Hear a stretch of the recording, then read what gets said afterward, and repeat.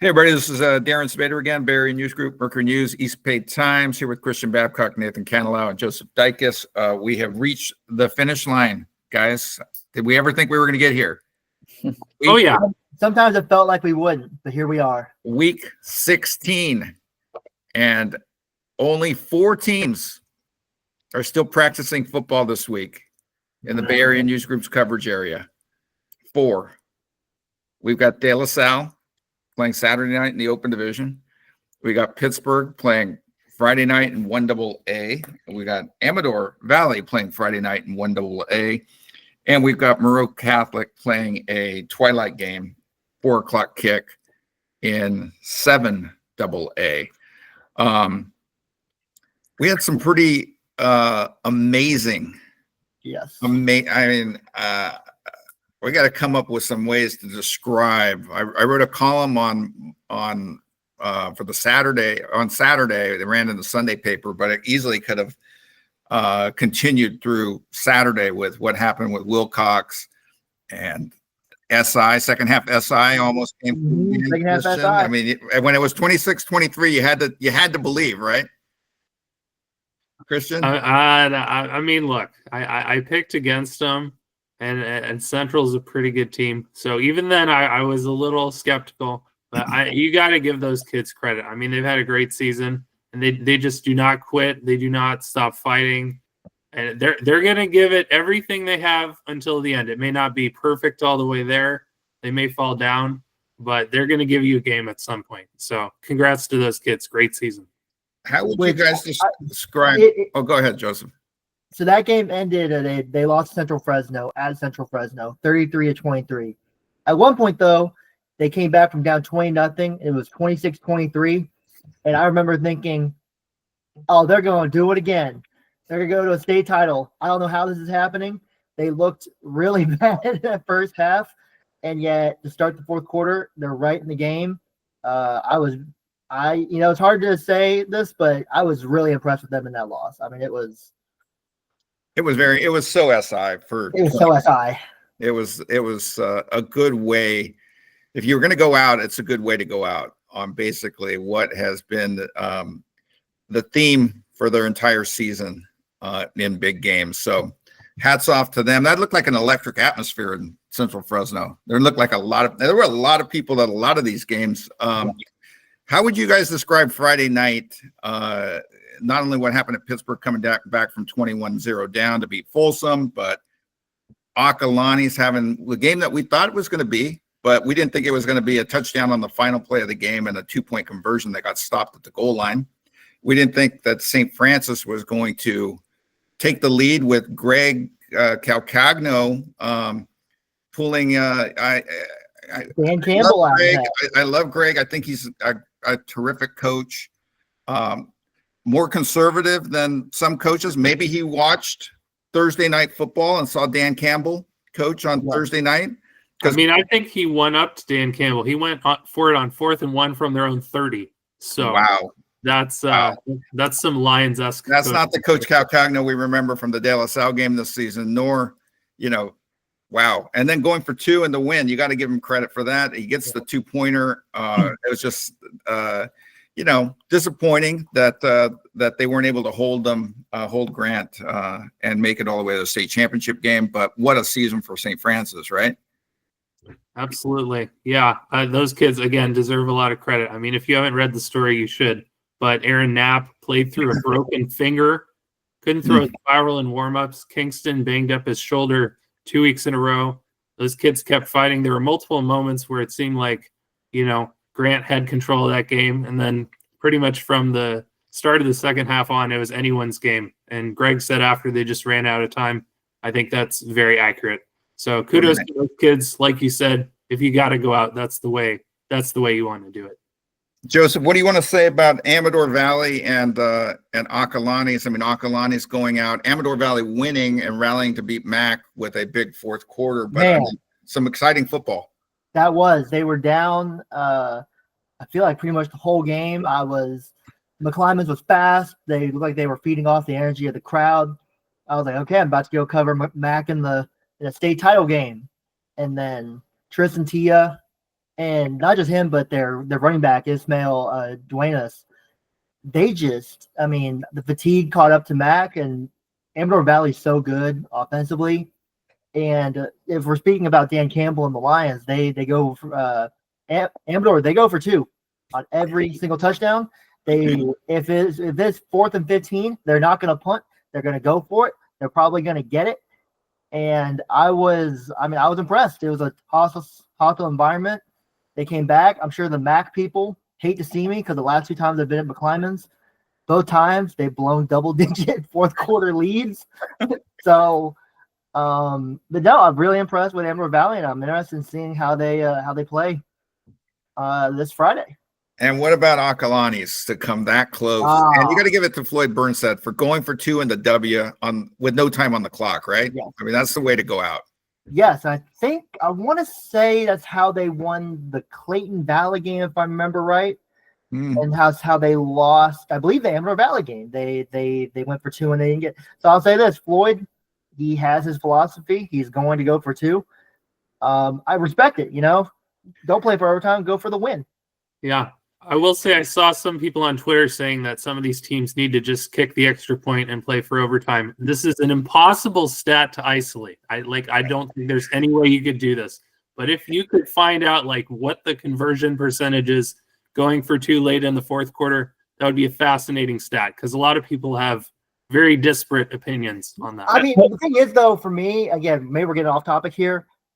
Acalanes was playing at Monterey Peninsula College. It's a home game for Carmel. Do you really want to go to overtime on the road against that offense? You're 2 yards away from a state title game. You've scored 41 points. I can't blame Floyd. You score on a 25-yard pass on the last play of the game. Last play of the game. You know what? I would just say let's go for it. Let's be honest. Carmel was not known for its defense, but the kid made an unbelievable play because Winkles looked like he was getting in. That was a perfect tackle. It was textbook tackle. Getting his tracks. Nathan, you were at the game of the week, though, right? What's that? I was at the game of the week. Speaking of 2-point conversions, Folsom also went for 2. It was 28-27. They decided to go for 2, and in kind of the same situation, Pittsburgh gets a stop. I was just impressed. That whole game, I was impressed with the way Pittsburgh handled itself. Go down 21-0 early in the second quarter. You said we have a text thread here amongst the 4 of us, and you said Pittsburgh was shook. I did say that. It looked early on that they were shook. I mean, Folsom goes on a 6-minute drive. They didn't have a first down. It was 21-0. Yeah, 21. I was ready to call it. I had a lead in mind, hey, it just wasn't Pittsburgh's night. And then they come back. You end of the second quarter, they score 14 points, and they're down 7. And third, they score 2 touchdowns. I was really impressed with RJ Mosley. That kid can play. I think I believe he got an offer from Georgia earlier this year, and then after that game got an offer from Colorado State, so well deserved. But Pittsburgh, man, they could kill you in so many different ways. I mean, Cersei, Bo in the backfield, and then there's 5 wide receivers who would be the number 1 guy anywhere in the Bay Area. It's insane. Their secondary was phenomenal. They made Folsom, hard to believe, they made Folsom look slow. They were it was unbelievable how they were flying around to the ball. We think the quarterback for Folsom, the great Ryder Lyons, if I had to bet on it, I think he got hurt there at the end of the first half. He looked, I don't know what his situation was. He came out for 1 play, but he didn't look the same in the second half. And I've seen him take hits in big games before, and it has him. It just felt like something was wrong. I don't know that. I obviously haven't talked to anybody at Folsom, but I don't know. Did you get that same sense, Nathan? I did. Yeah, I did. I thought that it certainly looked like, I think it was the end of this almost halftime. End of the first half, yeah. He took a big. Yeah, he got hit pretty hard. I think it was Calhoun who hit him. He did not look the same. You could tell the offense ran a lot differently in the second half. They were trying to go over the middle because I think he just felt like, Ryder probably couldn't make those throws hurt to the sidelines. So it was definitely different. I don't, even if he was healthy, I don't know I still think Pitt, the way that they play, won that game. I mean, They were determined. They were determined. I mean, and they're determined to win a state championship on Friday night. It's the one thing that has eluded them. I mean, I remember sitting next to Mike Lefkow. I think it was 2017. We were at Sacramento State, and I'm writing a game story. I think St. Francis played the previous game, and I'm looking up, and it's 21-0 Pitt. I'm like, oh my God, Mike, you're gonna have a running clock, and Pittsburgh lost 24-21. It was the most devastating post-game interviews, going and talking to their star of that team, Jacob Bandas, who went on to Washington, and then the coach at the time, who was there for several decades, Victor Galley. It was just crushing. Do you want to experience crushing? Go interview somebody who had a 21-point lead in the state championship game and lost 24-21. I mean, I'll say this as well. I mean, Pittsburgh, I think Charlie Ramirez, head coach, he definitely put into their minds, hey, look, Pittsburgh, they what they're saying about you, you can't win the big game. And if everyone read the story, that was on their minds the whole week, that hey, they could never win the big game. They could never win the big game.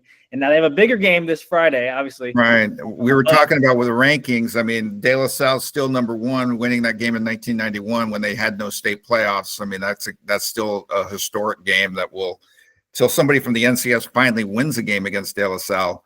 I mean, that game's going to be talked about until then, and I'm sure will be talked about after then. But the Folsom game, I'm going to say, is now 1A, and will drop to 1B if they win on Friday night against a Lincoln team. But at least they're not playing Liberty-Bakersfield, right, Joseph? Right. I mean, oh my goodness. Right. They got beat. Liberty got beat by the Central Fresno team that. Right. Which, by the way, I just want to say too, I arrived at the Amador Mac game a little bit late, I want to say, with Justice De Los Santos, who's now our baseball writer. He's over at the winter meetings. We were looking at that Pittsburgh Folsom score, and I think it was Justice who said a trademark, they're cooked. So we just thought, man, it's over. 21-0. It felt that way.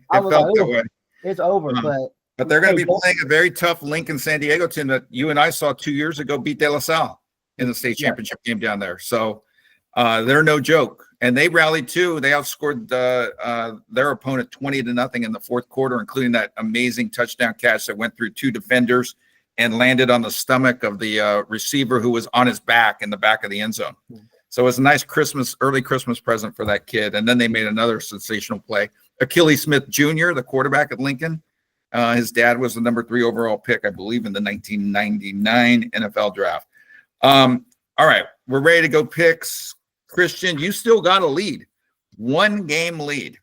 We've got 4 teams from our coverage area still playing, so we're going to pick those 4 games, and then we're going to do something a little bit different. We're going to say yes or no if Mater Dei is going to running clock De La Salle, right? And by running clock, we discussed this earlier. The definition is the typical 35-point lead at any point in the fourth quarter, right? Okay. We're going to start 7AA, where Maro Catholic, playing in its first state championship game, is going to be taking on Lindsay. Look them up. I think they're from near Tulare in the Central Valley, kind of between Bakersfield and Fresno. Well, they're going to be playing at 4 o'clock at Fullerton Union High School District Stadium. Lefkow is taking Moreau. I'm taking Moreau. The computer's taking Moreau big by 3 touchdowns, 35-14. Christian, who do you got? I am taking not Lindsay. I'm going with Moreau too. I think they got a good draw starting from, being in NCS D7. They've obviously taken full advantage of that. I think they're a little overqualified for this game, to be honest. And I think they're going to win a state championship this week. Nathan. Oh, I'm with you there, Christian. I think they are way overqualified for Division 7. I think they have a lot of speed. I don't know if anybody in this realm, this D7 realm, can really hang with that. So I got Moreau. I think they're going to win big as well. Joseph? Yeah, I'm going with Moreau. Running clock would not surprise me. not just because they're better athletically, but they have played their last 3 games. Del Norte, who was a run-heavy option team, Ferndale, who all they do is run the ball, and then Leland, who all they do is run the ball. So I mean, they're at this point they're ready for whatever Lindsay can throw at them, which is not throwing. They're just going to run the ball the entire time. Amazing. All right. Then next game on the list is Division 3A. Where Joseph, you're going to be here and me and at Moreau. We're the way we mapped it out, right? Yes. You're going to do 2. So you're going to make the trip to Long Beach City College, where Amador Valley at 10-4 will be taking on Frontier of Bakersfield, 10-4. Those Bakersfield teams are tough. They are tough. They are tough. They will probably have a crowd. They're about 2 hours from Long Beach. Mhm. I'm anticipating Frontier will bring a crowd to this game. I'm going to let you go first, Christian. Who are you taking in this one? Are you letting me go first so you can flip your Yes. pick based on my Yeah. We got to have a little fun here. Okay. I'm not going to pretend to know a lot about Frontier, but I did do a lot of research. I did do a little research is what I meant to say. And they've been smoking teams. So I think, AV could give them a game, but I think Frontier is going to win. Nathan, do you agree? I don't agree. I think, I'm pretty sure if I remember correctly, I think Frontier lost to Liberty, who's in our coverage area. And Liberty did beat AV, but I do think if they had a rematch in the Division 2 section finals, I would have taken Amador. So I think Amador wins. I think Tristan Tia is going to leave Amador Valley with a state title. Also, just want to shout out, he's also from Granada. Yeah, he's a Granada transfer. So just Started there. Yeah, started there. But yeah, I think Tia is going to get it done. I think they win the championship here. Joseph, who you got? I'm going to disrespect your hometown, Darren, of Bakersfield. I think Amador Valley wins this one. For reasons Nathan said, they Frontier lost to Liberty earlier in the year. Liberty, again, it was earlier in the year, but Liberty they were a good team, not a great team. So I think Amador Valley wins. I think it was going to be a close one, though. But I think, you know what? I think Amador Valley is going to convert like a 4th and 10 from their own 40-yard line or something like that to keep drive alive and win a dramatic game. I also did not change, but I have Amador Valley winning, Christian. So I did not take my hometown. Frontier was not there when I was growing up in Bakersfield. So I'm not even sure what part of town Frontier is in, but It's in the Frontier part. What's that? It's in the Frontier part. It's in the Frontier part. I think Tristan Tia is going to go out hoisting the trophy and cap an amazing senior season. The computer's taking Frontier 35-24. So we'll see how that goes. Next one on the list, 1AA, also Friday. Three teams from our coverage area are playing Friday night. This is an 8:00 kick at Saddleback College in Mission Viejo, where Pittsburgh is making the return trip to Saddleback for the second time in 3 years. They weren't there last year, right? It was 2 years ago. 2 years ago. They're at 12-2. Lincoln San Diego, which won the state title there 2 years ago against De La Salle, this exact same game, 1AA. They're 11-2. These teams look awfully similar. And this is going to be a game to watch. No doubt about it. This is going to be a game to watch. Lincoln's going to have a crowd. Pittsburgh's going to be up against it. I'm thinking that Pittsburgh will travel for this game, that they'll have fans there.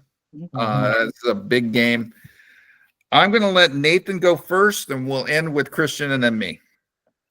So I'm going Pittsburgh. I got the boys in orange. I've been on this train for a while. I'm not going to get off. We're at the last stop here. So, I think Pittsburgh, they have something special going on. Lincoln's I think they play pretty similarly. Lincoln, it intrigues me because Lincoln, last week against Newberry Park, I saw a video. They had to separate in the pregame warm-ups. A lot of flags thrown before the game. Flags thrown. So I do think I'm expecting, somewhat of a dogfight in this game. But I do think Pittsburgh. I predicted it early on. I think they're going to end their season hoisting a state championship. I think they have a lot of talent, and I think they can win this game. Joseph? Yeah, I said after the De La Salle game that I would not pick against Pittsburgh for the rest of the year. and I see no reason to pick against them. Yeah, I know Lincoln San Diego's got a talented team, Achilles Smith Jr., and a bunch of great weapons. But at the same time, how much better are they than Folsom? Folsom also had a ton of weapons, and Pittsburgh showed they could slow them down. So, who might have doubt Pirates? I think Charlie Maris is going to get that state title. Christian. Yes, I think you should have to disclose your pick on this simultaneously. All right. I will text. I will send the text to the group chat right now. I just realized I don't have my 1, phone. 2, 3. And then There it goes. All right. Okay. First of all, I will say the orange Kool-Aid will make another appearance next week if Pittsburgh wins this game. But that being said, I'm going with Lincoln. I did a little more research into Lincoln. David Dunn, their coach, former NFL guy. They have a ton of talent. Some guys who might even, end up playing on Sundays. This is a really long trip for Pittsburgh. I think they're going to travel, but Saddleback's in Mission Viejo. Is that right? Yes. So about an hour and 15, hour and a half from San Diego. Yeah. And that's probably 5-6 hour trip minimum from Pittsburgh. So I think they're going to give them a fight, but I think Lincoln is going to win this game. I'm going with Pittsburgh. I just think that this is I went against them last week. I'm not doing it again. I mean, this team has, it would have been nice to have seen them play De La Salle on a non-rainy, clean field. I don't know if they would have won that game. De La Salle's awfully good this year, but it was still a heck of a game. It was 10-7. It was a great game. It was a great game in the elements. Pittsburgh came up short, but they proved a lot in that game to hang with De La Salle and to lose 10-7. So I'm going with Pittsburgh. This is going to be, I wouldn't be surprised if there's some flags before the game, although Pittsburgh's been more composed, a really composed team. I know Charlie would be probably pretty darn upset if his guys got into it with these guys before the game. But sometimes even with the coach saying things, if tempers get high, if the emotions get high before kickoff, Nathan, could you see some pushing and shoving?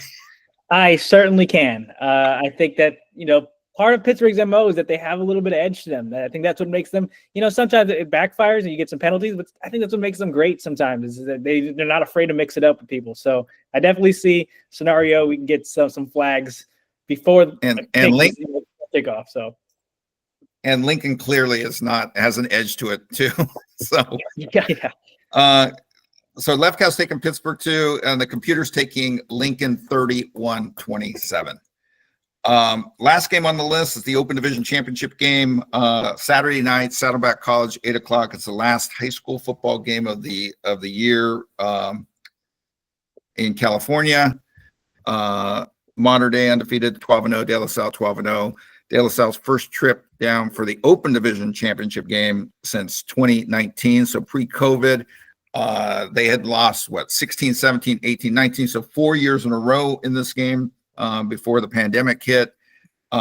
They were competitive, a lot more competitive than Sarah in 18 and 19. Had shots in the fourth quarter, clearly underdogs in both games. And this was against Mater Dei and Bosco with DJ Ugulele, quarterback back then for Bosco. So the Spartans are going to come in confident. They're going to be well prepared. But there's no way I'm picking against Mater Dei playing in Mission Viejo, probably a half an hour from its campus. No way. Mater Dei for me. Christian, who you got? Yeah, I have to go with Mater Dei too. Good luck to De La Salle. I sincerely wish them good luck if they win this game. That would be a fantastic story. Mm-hmm. I don't think it helps them that Mater Dei had a pretty close game with Bosco in their Southern Section Open game, I think it was. Right. So I think a lot of this game is honestly going to depend on what kind of mentality Mater Dei comes out with, because I think if the mentality and the execution is equivalent, the talent advantage is overwhelming, and the size is incredibly disparate. So we'll see what happens. Best of luck to De La Salle, and I hope things go well for them. Nathan? Yeah, I just I have to agree with Christian and you, Darren, on this point. I just I don't see it. I'm hoping, yeah, it would be great if De La Salle could keep it competitive, but I just don't see a scenario. I think with Mater Dei, you need to have an offense that's explosive, that could really get some big plays out in the air. I just don't see De La Salle having that. So I'm going to go Mater Dei. I think it's a safe choice. Joseph? So in Neil Hayes' great book, When the Game Stands Tall, he wrote an entire chapter about Mater Dei. Now, this is back in 1998 when he's talking about them. Here's the fact about Mater Dei. Back then, I believe Mater Dei was also a favorite in the game. They thought they would end the streak. That did not happen. Obviously, it was a long time ago. But with that said, don't do it.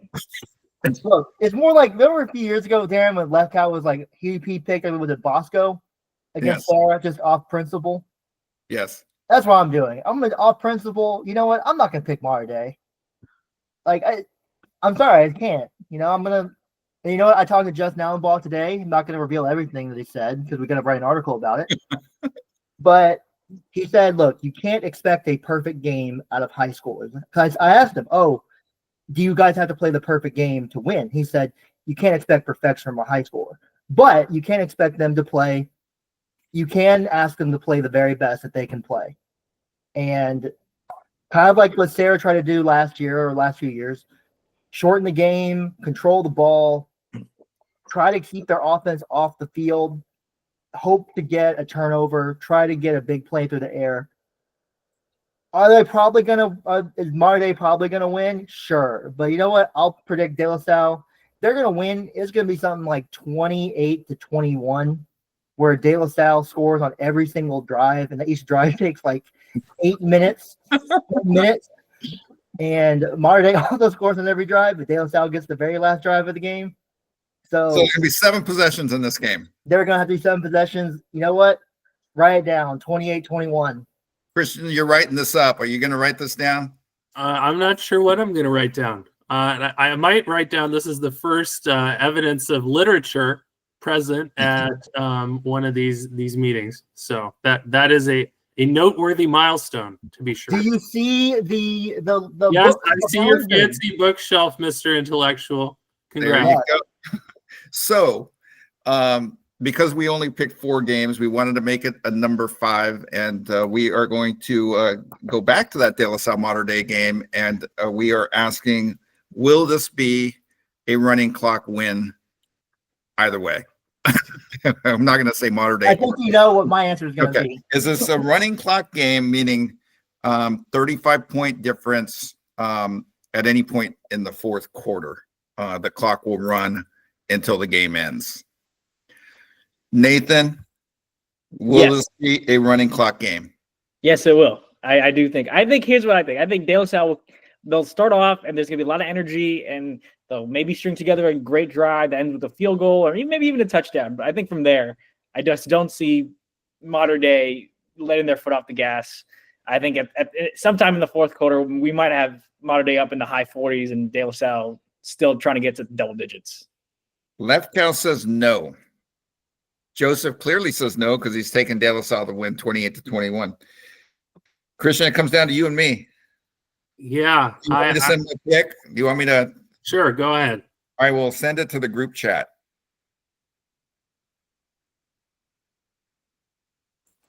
All right. They have my pick. Christian, yes or no?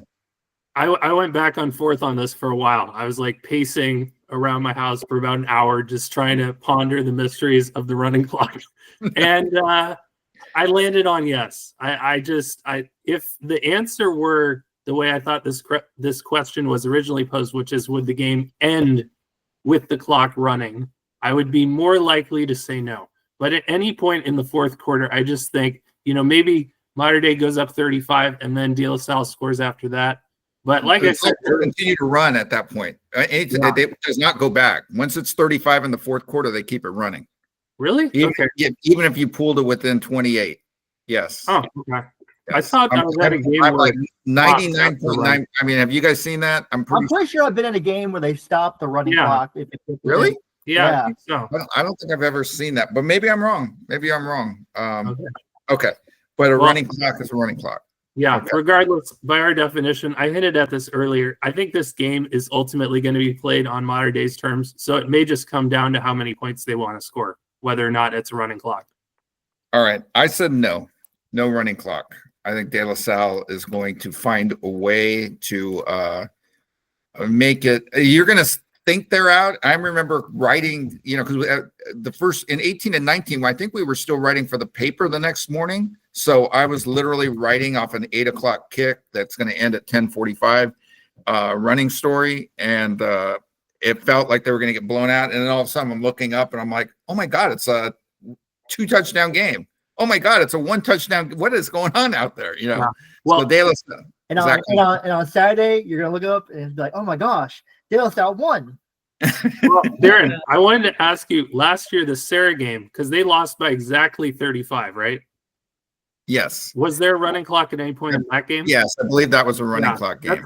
That's kind of what I came back to is I think despite De La Salle's best efforts, I mean, shortening the game, trying to keep the ball, Mater Dei's offense is just too explosive. I think at some point there will be a 35-point lead in the fourth quarter. With that said, look, I'm trying to convince myself of this.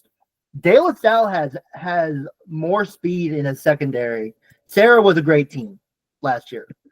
I actually think probably it was better than this year's De La Salle team if you mash them up. But I think De La Salle has actual Division I speed in the secondary that the Padres just didn't have last year. I agree. Now, And- with that said, the Sarah linebackers were all D1 caliber. Like, if there was anyone on Sarah that was going to start on Mater Dei, aside from maybe Maui Smith, that would have been Jabari Man. But, yeah, also, Neil Hayes' book, great book. If you haven't read it, you're a high school football fan in the Bay Area. It's a good history of De La Salle up until 2001. There you go. And I believe that big Long Beach Poly game, I don't know if you want to look in that book at some point, but the coach of Mater Dei might have been the head coach of Long Beach Poly at that time. Yes. Now, was that game really played at 1 o'clock At Cal Berkeley. at Cal Berkeley? At Cal Berkeley. Was it 100 degrees like it shows in the movie? I don't know. I wasn't there. Raul Lara is the head coach at Mater Dei, and he was at Long Beach Poly before or years ago when Long Beach Poly was really good. And doesn't Neil write about that in the book? He does write about that, but I didn't have that bookmarked. I just had the Mater Dei chapter bookmarked. Yep. Former Long Beach Poly coach. I don't know the years though. Oh, let's see here. I have to subscribe. Oh, darn. Oh, well. We'll bring that back up next week if we have a recap show of the whole season. So what we should, right? We should. Whole season. All right. Check us out, mercurynews.com, eastbaytimes.com. Any parting shots before we go? I have to say that next year is gonna have a lot to live up to in terms of those NorCal games. So we didn't even mention Wilcox Oh gosh. and how they came up literally 2 yards short, 2 or 3 yards short on that field goal, which they got a penalty, which they don't think they deserved because the ball was misplaced or misspotted. And then when the referee went and spotted it correctly, apparently he stood there and the referees who are counting the time underneath the goalposts threw a flag for delay of game and backed Wilcox up 5 yards. Yes. That's I do want to give one parting shot to the Pittsburgh crowd. I've never seen a fan section that has been at a high school football game that's been purely dominated by adults from the community. It's a sight to see. I've never seen anything like it. And the food, oh my God, the food. There was so much food at Pirate Stadium on Friday that there was smoke coming onto the field from everybody cooking hot dogs and burgers and whatever tacos, and it smelled amazing. I will say that. So it's nothing quite like going to a Pittsburgh home game. Chris Babcock, not Christian, Chris Babcock on the broadcast on the stream mentioned that. He's like, "Oh my God, the burgers are smelling great." And this was like in the fourth quarter. Like the game's intense, and he's like, "Oh my God, those burgers are smelling great." Oh, he was on the side. It was because he was on the Folsom side, and on the Folsom side there was like 4 different vendors, and it was insane. It smelled amazing. I mean, you had to be there to just experience it. And the smoke on the field, it looked like someone shot a cannon on the field. There was so much smoke there, but it was just the food. Also, I do want to, speaking of Pittsburgh, I do want to give a shout out. I won't name the coach. I'm sure he wants to remain anonymous, but my first year here, Jaden Rashada was the quarterback of Pittsburgh. An assistant coach for Pittsburgh told me, "Hey, Jaden's really good. Just wait until this Marley kid starts playing, because he's the real deal." And I looked at him, and I'm going to clean up my language a little bit, but I basically said, "You're kidding. There's no way Jaden Rashada is a 5-star." He's like, "No, as a high school player, this Marley kid, he's gonna be special." And I was like, "Sure he will." Well, Pittsburgh coach, assistant coach, you were right. Marley has still no interceptions this year? No interceptions. Amazing. Christian, parting shot. Yeah, it's funny how you said Chris Babcock was talking about the food at the Pittsburgh game, because, and I had forgotten about this, but at the Sacred Heart prep game, there was a similar thing to what Nathan was saying. It took me a while to figure out what was going on, because I'm like, is it foggy on a Saturday afternoon in Atherton? And eventually I realized it was the grill smoke. It made its own little weather front almost. But I have to give them a shout out, because after the game, they had some leftovers. And if you know anything about writing up high school football games, you get very hungry after watching a high school football game in the mid-afternoon when you're trying to conceptualize and put together what you just saw. So shout out to them for some free burgers, carried me through. And that was very much appreciated. There you go. All right. Well, we'll be watching this weekend. Nathan and Joseph will be down there. Christian, you're going to be doing other things. Niners game on Thursday night against the Rams. Big game in the NFC West, Thursday night football, and get to see a little college hoops too this weekend. That's a wrap. MercuryNews.com, EastBayTimes.com. Check us out. That is it.